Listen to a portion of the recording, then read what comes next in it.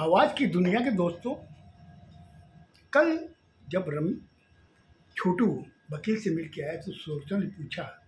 उसने जो बताया कि ये मकान नहीं बेच सकता, सुरचना बहुत खुश हुई। उसने कहा कि मैं भी चाहती हूँ कि ये मेरे मम्मी पापा की निशानी रहे। और जब सुलोचना ने जब उसे ये बात कही तो छोटू उसको देख रहा था। उसने कहा कि मेरी जो भावनाएं हैं वही तुम्हारी है। मुझे बहुत अच्छा लगा और अब मैं देखता हूँ कि ये मकान कैसे बिकता है। इतना कहने के बाद में वो लोग सो गए। फिर अचानक छोटू उठा। उसने कहा कि भैया ने खाना खा लिया। बोले उन्होंने बाजार से मंगवा लिया था ऑनलाइन, वो लोग सब खा चुके हैं, वो सब सो रहे हैं। बोले चलो बहुत अच्छा है। इतना कह के बाद में वो भी सो गया। सुबह सुलोचना वही 5 बजे उठी। उठ करके चाय वगैरह बनाई और उन सबके लिए केतली में चाय रख दी, अपने लिए और छोटू के लिए चाय लेके आई कमरे में। उन्होंने कहा चाय पी लीजिए। बोले एक काम करो, कमरे में नहीं अपने हॉल में पियेंगे। चल हॉल में वहाँ बैठे और वो चाय पी रहे। तब तक राकेश आया। उसने कहा कि बड़े लाड साहब की तरह चाय पी रहे हो। बोला आपकी चाय भैया केतली में पड़ी हुई है, आप पी ले लो और जो भाइयों को भी दे दीजिए। बोले नहीं नहीं नहीं, मुझे तो इस घर की पानी भी नहीं पीना। बोले भैया अभी आपके हाथ में गिलास है तो आप तो पानी पी रहे हो। बोले नहीं नहीं, तुम नहीं समझते हो, ये पानी मेरा मिनरल वाटर का, मैंने गिलास खाली यूज़ किया है। तो फिर भैया आप गिलास क्यों यूज़ कर रहे हो जब आपको यहाँ का पानी ही नहीं पीना? तो मेरे हिसाब से गिलास भी आपको यूज़ नहीं करना चाहिए। जब राकेश ने छोटू के मुंह से ये सपाट सा जवाब सब सुना, उसने कहा कि बहुत बड़ी बड़ी बातें तुमको आने लगी। बोले भैया ये सब भी आपने ही मुझे सिखाया है। बोले मैंने सिखाया है? बोले हाँ भैया आप ही ने सिखाया है।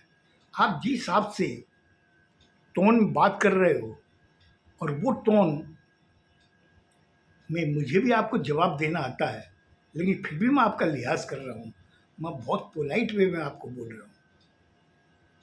बोले देख, आज बाहर आएंगे और ये मकान में बेच के दिखाऊंगा और ये समझ लेना इस मकान के एवज में जो भी पैसे आएंगे उसमें तेरी कोई हिस्सेदारी नहीं है।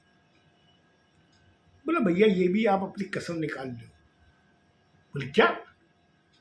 बोला हाँ भैया आप भी इसकी भी कसम निकाल दो, क्योंकि मैंने आपसे कहा था ये मकान नहीं बिकेगा और आपने कहा मैं बेच के रहूँगा, तो आप एड़ी चोटी का जोर लगा लो।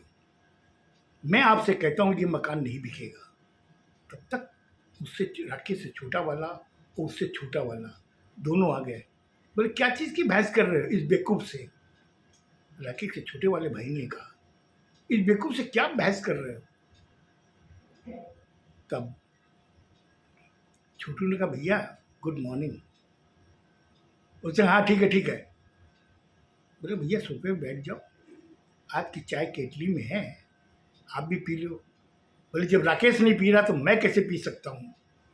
बहुत अच्छी बात है, नहीं पी सकते हो, आप एक काम करो ऑनलाइन बोल दो, चाय आ जाएगी। जैसे रात में आपने खाना मंगवाया था वैसे ही ऑनलाइन आप चाय भी मंगवा लो। और पानी तो आपने मिनरल वाटर की बोतलें मंगा रखी है, तो जहाँ तक मुझे जरूरत नहीं, लेकिन आप स्नान भी यहाँ मत करना। छोटू ने जब ये बात कही तो राकेश के लग गए। उसने क्यों क्यों यहाँ का पानी हम लोग स्नान नहीं करें?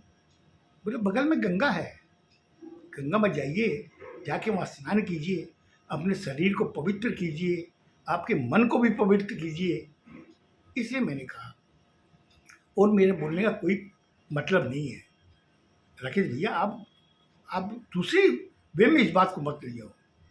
बोले तुम जिस हिसाब से बैंक कस रहे हो ना, मैं समझता हूँ, और आज के डेट में बाहर आएगा और ये मकान में बेचूंगा। तो बीच वाले ने कहा कि भैया आप वकील से गए थे, क्या हुआ? बोले वकील ने कहा कि मैं भी बाहर खोज रहा हूँ और तुम भी खोजो। तो कहा था ख्याल है कि वकील का फ़ोन आएगा और मुझे वो बाहर के बारे में बताएगा। बोले ठीक है भैया, तो एक काम करते हैं, हम लोग तीनों जने बाहर चलते हैं, चाय अभी वहाँ पी लेंगे और नाश्ता भी कर लेंगे। वो आते समय अपनी मिसेस अपनी वाइफों का नाश्ता भी ले आएंगे, बच्चों का भी ले आएंगे।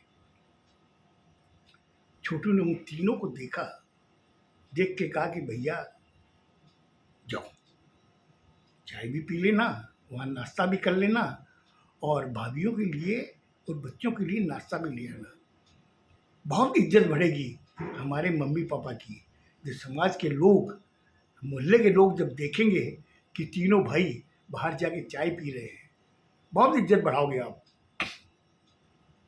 चलो, बहुत अच्छी बात है, आप मुझसे बड़े हो, समझदार हो, आप जो करोगे अच्छा ही करोगे, ठीक है भैया जाओ।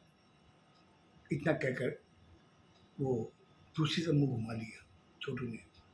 तीनों भाई गुस्से में बाहर निकल गए। तब तक सुलोचना आ चुकी थी।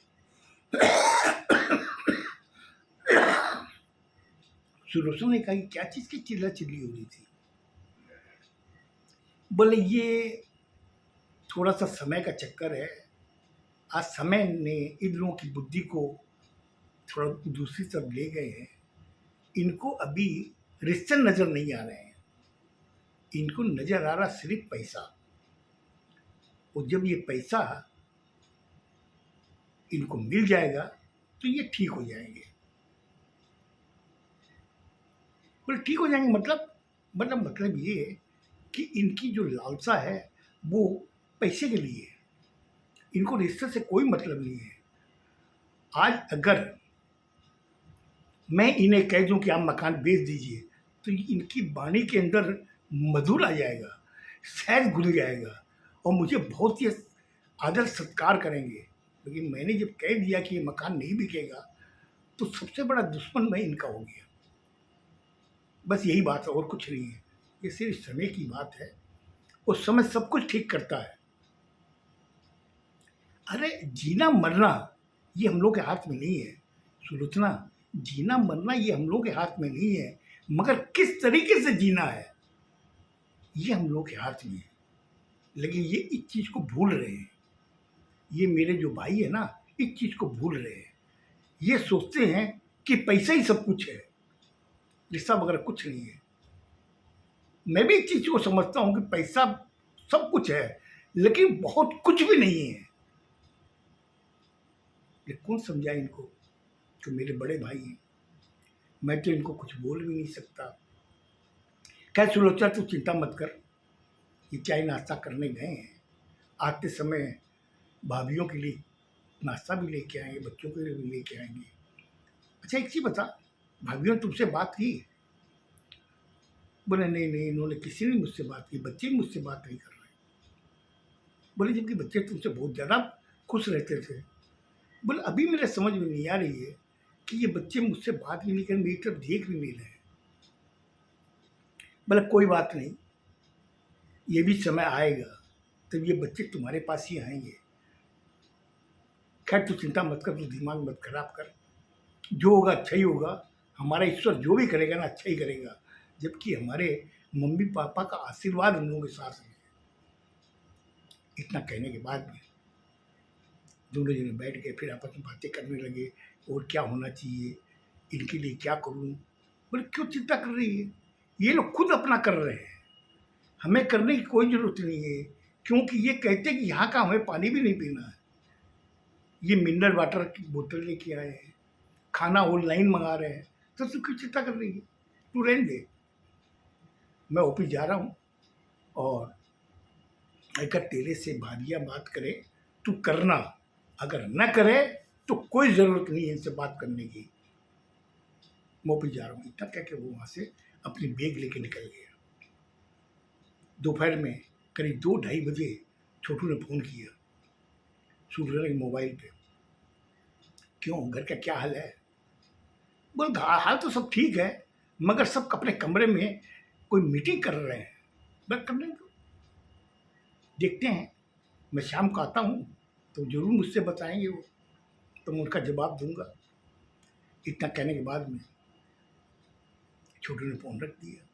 सुलोचना भी चिंता करने लगी कि आखिर क्या मीटिंग कर रहे हैं, बच्चे भी मुझसे बात नहीं कर रहे हैं, भाभियाँ भी बात नहीं कर रही है, और जेठ जी भी मेरी तरफ देखती तक नहीं है, जबकि सबसे वो कहते सबसे शानी बहू घर में यही है। आज वो मुझे देखने में भी उनको तकलीफ हो रही है। खैर कोई बात नहीं, मुझे लगता है आज फिर मैंने ज़्यादा टाइम ले लिया। आगे की घटना कल बताऊंगा। जब शाम को छोटू घर आया तो फिर हॉल में जो मीटिंग हुई उसमें क्या फैसला हुआ सुनिएगा, बहुत अच्छा लगेगा। खुश रहो, स्वस्थ रहो, धन्यवाद।